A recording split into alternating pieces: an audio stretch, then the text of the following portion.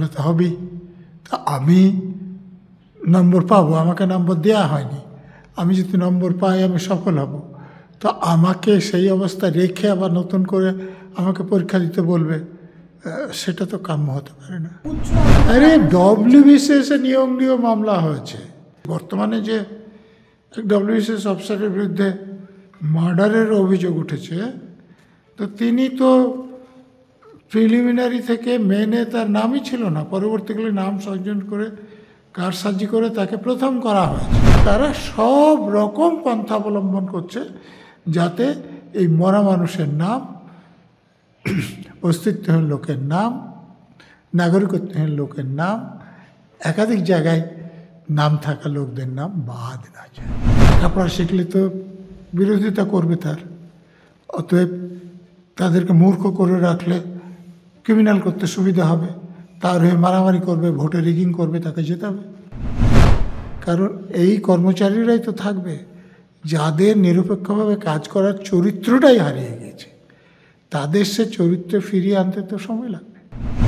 Sir, একেবারে প্রাথমিকের যে TET পরীক্ষা হয়েছিল আমরা জানি, সেই পরীক্ষায় প্রশ্নপত্র ভুল নিয়ে মামলা হয়েছে এবং যারা পরীক্ষা দিয়েছে তাদেরকে পূর্ণ নাম্বার দিতে হবে, এমনটা কোর্ট থেকে বলা হয়েছে, নির্দেশ দেওয়া হয়েছে। কি বলবেন, একটি পরীক্ষায় এতগুলো প্রশ্ন ভুল, কোনো বছর 23টা, কোনো বছর 28টা, এটা কি ইচ্ছাকৃত নয়? ইচ্ছাকৃত হওয়ার সম্ভাবনা বেশি, তবে এখন তো দেখছেন যে বিভিন্নভাবে মুখ্যমন্ত্রীর কাছের লোকদের বিভিন্ন সংস্থায় নিয়োগ করা হচ্ছে। তো যারা একটু মেধা আছে, মেরুদণ্ড সোজা আছে, তারা তো ওনার মোসাহেব হবেন না। অতএব সেই মোসাহেবদের কাছ থেকে ইচ্ছে করলেও তারা সঠিক প্রশ্ন বা উত্তর করতে পারবে, এরকম ভাবার কারণ নেই। অতএব এমনও হতে পারে যে যারা প্রশ্ন করছেন তারা নিজেই জানেন না যে এটা ভুল। কিন্তু এতগুলো প্রশ্ন ভুল, এরপরও প্রথমে হাইকোর্টে বলা হয়েছিল যে সেই প্রশ্ন নম্বর দেওয়া যাবে না, পরবর্তীকালে সুপ্রিম কোর্টে হাইকোর্টের রায় খারিজ হয়ে যায়, আমরা যেমনটা দেখতে পাই। স্বাভাবিক যে একটা প্রশ্ন যদি ভুল থাকে, কোনো ছেলে যেটি সেটা করতে যায়, তো তাকে তো নাম্বার দেওয়া হবে, সেটাই স্বাভাবিক নিয়ম। কিন্তু এখন ইচ্ছাকৃতভাবে যদি কেউ ভুল রাখে, তাহলে সংস্থার উচিত যে এই ভুল প্রশ্ন করেছে তাকে কালো তালিকায় আনা এবং দরকার হলে তাকে তার কর্তব্য থেকে অব্যাহতি দেওয়া। কিন্তু এতগুলো প্রশ্ন ভুল, কোর্টে মামলা চলছে একের পর এক, এরপরেও আমরা দেখতে পাচ্ছি বিজ্ঞপ্তি জারি হয়েছে নিয়োগের প্রাথমিকে। আগের ব্যাপারটা পরের বিজ্ঞপ্তিতে, কারণ একটি ছেলে যদি নম্বর পেয়ে সেখানে সফল হয়ে যায়, তাহলে তো পরের পরীক্ষায় সে বসবে না। তো অতএব সেই নতুন করে পরীক্ষার আগে আগের যে সমস্যাগুলো আছে সেগুলো মিটে যাওয়া উচিত। কিন্তু এই বিজ্ঞপ্তিকে চ্যালেঞ্জ করে তো আবারও মামলা হয় হাইকোর্টে। তো মামলা তো হবেই। তা আমি নম্বর পাবো, আমাকে নম্বর দেওয়া হয়নি, আমি যদি নম্বর পাই আমি সফল হব। তো আমাকে সেই অবস্থা রেখে আবার নতুন করে আমাকে পরীক্ষা দিতে বলবে, সেটা তো কাম্য হতে পারে না। উচ্চ আদালতে বিশেষ কমিটিও গঠন করা হয় শুধুমাত্র এই মামলার জন্য। উচ্চ আদালত মামলাটার গুরুত্ব বুঝেছে, সেই জন্য কমিটি তৈরি করেছে। কমিটি যে রিপোর্ট দেবে সে অনুসারে কোর্ট রায় দেবে এবং সংস্থাকে তা মানতে হবে, না মানলে সে সুপ্রিম কোর্টে যেতে পারে, সুপ্রিম কোর্ট বললে মানতেই হবে। কিন্তু স্যার, এই যে একের পর এক এসএসসি থেকে শুরু করে প্রাইমারি একের পর এক মামলা হচ্ছে, আমরা দেখতে পাচ্ছি বিভিন্ন বিজ্ঞপ্তি বেরোনো থেকে শুরু করে ইন্টারভিউ লিস্ট বেরোনো, ছোট ছোট যে কোনো জিনিস আপডেটেই মামলা হচ্ছে। তার মধ্যে একেবারে পার্থ চট্টোপাধ্যায়ের পর কল্যাণময় গঙ্গোপাধ্যায় জামিন পেয়ে গেলেন, একের পর একদম নিয়োগ দুর্নীতির মাথারা বেরিয়ে যাচ্ছে না। কতদিন পর বেরোচ্ছে সেটা দেখতে হবে। যদি তদন্তকারী সংস্থার লোকেরা, যেমন পার্থ চ্যাটার্জির বিরুদ্ধে বিচার সবে শুরু হয়েছে, তো এই বিচারটা যদি অনেক আগে তারা শুরু করে দিতে পারতেন, চার্জশিট দিয়ে, কাগজপত্র দিয়ে, তাহলে হয়তো তারা ওই কাস্টডি ট্রায়াল হয়ে তারপরে জেলেই চলে যেতেন সোজাসুজি। তো সেটা হয়নি। তো এখন পার্থ চ্যাটার্জি সম্ভবত 3 বছরেরও বেশি সময় হাজতে ছিলেন। তো তারপরে জামিন পাওয়া মানে এই মামলা থেকে ছাড়া পাওয়া নাই। মামলার বিচারে দোষী সাব্যস্ত হলে সাজা হবে, তাদেরকে সাজা খাটতেও হবে। শুধুমাত্র যে শিক্ষক নিয়োগ নিয়ে মামলা হচ্ছে এমনটা না, একেবারে দমকল নিয়োগ নিয়েও মামলা হয়েছে। হাইকোর্টের রায় খারিজ করে সুপ্রিম আরে ডব্লিউবিসিএস নিয়োগ নিয়েও মামলা হয়েছে। দেখুন, পাবলিক সার্ভিস কমিশনেও এক মন্ত্রীর দাদা আর এক মন্ত্রীর বন্ধুকে নিয়োগ করা হয়েছিল। তো তারা তো ওখানে একদম এজেন্ট নিয়োগ করে করে টাকা আদায় করে চাকরি দিচ্ছিলেন। এ নিয়ে হাইকোর্টে মামলা হয়েছে। এই যে বর্তমানে যে ডব্লিউবিসিএস অফিসারের বিরুদ্ধে মার্ডারের অভিযোগ উঠেছে, তো তিনি তো প্রিলিমিনারি থেকে মেনে তার নামই ছিল না, পরবর্তীকালে নাম সংযোজন করে কারসাজি করে তাকে প্রথম করা হয়েছে, অথচ তার পাশ করারই কথা ছিল না। তো এরকম কারবার তো পিএসসিতেও হয়েছে। আপনি কোথায় বলবেন? এই মমতা ব্যানার্জির অধীনে সব সংস্থাগুলোকে করাপ্ট করে দেওয়া হয়েছে, দিয়ে পুরো সিস্টেমটা নষ্ট করে দেওয়া হয়েছে শুধু টাকা তোলার জন্য। কর্মচারী সমস্ত ডিএও পাচ্ছে না, ডিএ থেকেও তারা বঞ্চিত।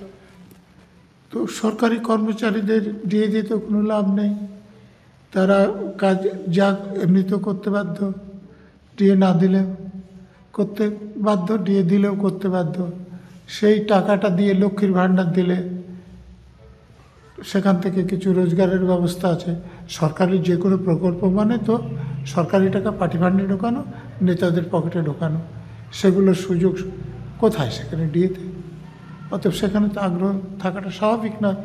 মমতা ব্যানার্জির নেতৃত্বে যারা নেতা নেত্রী আছে তাদের ক্ষেত্রে কথা সত্য, তাদের তো মুখপাত্র বলছে যে পার্টির কাছে জানা ছিল যে ঘুষ খেয়ে চাকরি বিক্রি করা হচ্ছে, এবং যারা সেটা করেছে পার্থ চ্যাটার্জি ছাড়াও মন্ত্রিসভায় অন্য মন্ত্রীরা আছে, তাদের বিরুদ্ধে ব্যবস্থা নেওয়া হয়নি। তদন্তকারী সংস্থার লোকেরাও যিনি বলছেন তাকেও জিজ্ঞাসাবাদ করেনি, যে মন্ত্রীর কথা বলছেন তাকেও জিজ্ঞাসাবাদ করেনি। আর কতদিন চলবে রাজ্যে এই অবস্থা? শিক্ষা নেই, কর্মচারীরা ডিএ পায় না, কোনো এই সরকারের উৎখাত হলে অন্য যে সরকার আসবে এর থেকে খারাপ হওয়ার সম্ভাবনা আছে আমার মনে হয় না। কিন্তু এই সরকার যতদিন থাকবে এরকমই চলবে, মানে সেই লুটে পুটে খাওয়ার সরকার চলছে। শিক্ষা কোথায়? রাজ্যে শিক্ষা তো নেই। লেখাপড়া শিখলে তো বিরোধিতা করবে তার, অতএব তাদেরকে মূর্খ করে রাখলে ক্রিমিনাল করতে সুবিধা হবে, তার হয়ে মারামারি করবে, ভোটে রিগিং করবে, তাকে যেতে হবে। কিন্তু এই মুখ্যমন্ত্রী তো আবার একেবারে ইলেকশন কমিশনে চিঠি জমা দিয়ে বলছেন যেন এসআইআর না করা হয় বিএলওদের অবস্থার জন্য।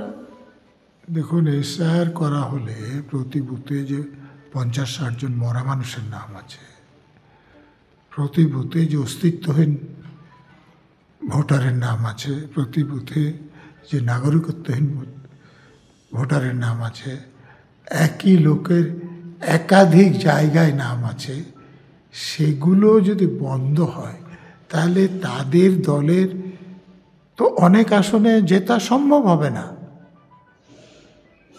ফলে তারা তো এসআইআরটা প্রথম থেকে বিরোধিতা করে আসছে, এবং যখন দেখছে যে ঠেকাতে পারছে না তখন সে পদ্ধতিটাকে নষ্ট করতে চাইছে, এবং তারপরেও যে তাতে কিছু ক্ষতি হয়ে যাবে অতএব এটা আবেদন করা হচ্ছে। অতএব তারা সব রকম পন্থা অবলম্বন করছে যাতে এই মরা মানুষের নাম, অস্তিত্বহীন লোকের নাম, নাগরিকত্বহীন লোকের নাম, একাধিক জায়গায় নাম থাকা লোকদের নাম বাদ না যায়। স্যার, একেবারেই শেষ একটি প্রশ্ন। এই যে আমরা দেখতে পাচ্ছি শিক্ষায় দুর্নীতি, কর্মচারীরা ডিএ পাচ্ছে না, সামনেই তো 26-এর নির্বাচন রয়েছে, এটা কি জাস্ট নির্বাচনটাকে ঠেকানো অবধি?